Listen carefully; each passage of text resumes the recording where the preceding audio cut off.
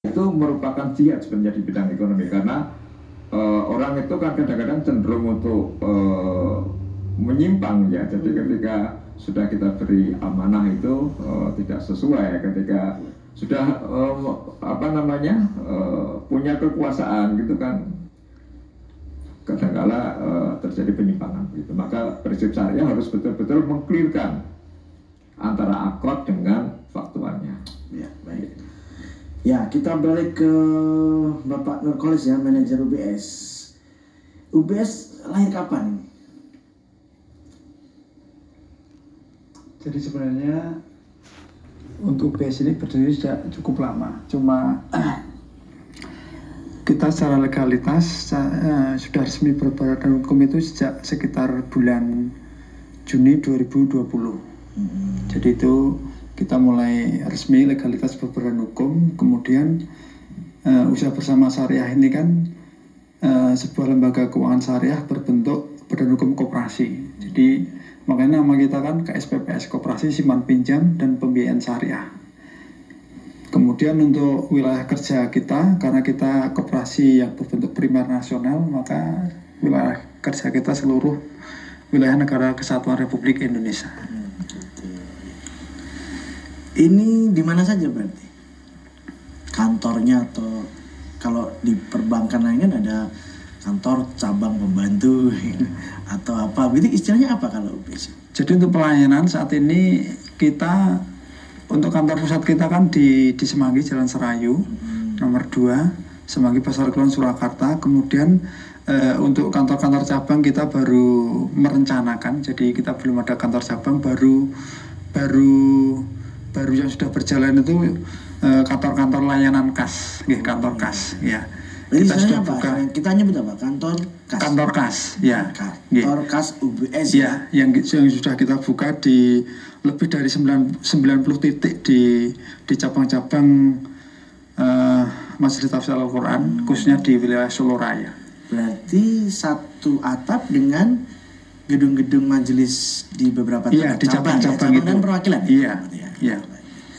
Proyeksi ke depan, ini kan di awal tahun 2023. Iya. Eksekusinya di tahun 2023 atau kapan? Mudah-mudahan nanti tahun ini kita sudah kemarin dengan pimpinan, dengan Pak Heru sudah, kemudian juga sudah ada permintaan dari beberapa perwakilan untuk kita bisa ekspansi ke sana, nanti bisa membuka cabang gitu. Cuma ini baru kita persiapkan dulu. Rencana cabang apa itu? Berdiri sendiri di gedung yang dimiliki atau ikut juga di area kemajelisan? Bisa berdiri sendiri atau nanti mungkin bisa ikut satu gedung dengan gedung perwakilan ataupun cabang gitu. Ya, sekarang kita ke layanan. Ya. Tadi disebutkan dari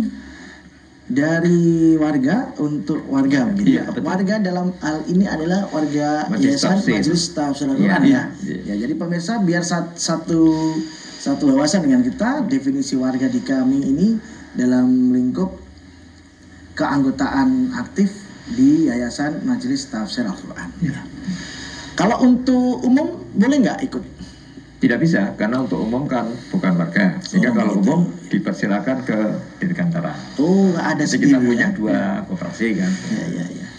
Jadi untuk yang umum dipersilakan ada di Dirgantara, sedangkan untuk yang UBS memang secara internal untuk penguatan ekonomi warganya. Ya. Karena nanti dalam persyaratan pengajuan itu kan ada mengetahui ketua cabang. Nah, berarti kalau tidak ikut warga ada rekom bisa, ada rekom dari cabang atau perwakilan. Betul. Ya. Berapa sih batasan yang boleh ditembus oleh seorang warga MTA untuk pinjam maksimal? Kita tidak membatasi, jadi kita sebenarnya sudah seperti bank sebenarnya. Iya, kita tidak membatasi, hanya yang kita lihat itu pertama dari sisi usahanya seperti apa, digunakan untuk apa, kemudian aset jaminannya seperti apa, kemudian yang ketiga sudah bertentu kemampuan untuk mengembalikan pembiayaan itu seperti apa, itu yang nanti yang akan kita kaji. Jadi kalau dalam prakteknya itu kita sudah pernah membiayai sampai 3 miliar begitu. Ya, baik pemirsa, nampaknya di sesi yang pertama sudah terpenuhi. Kita nanti akan bergulir di sesi yang kedua.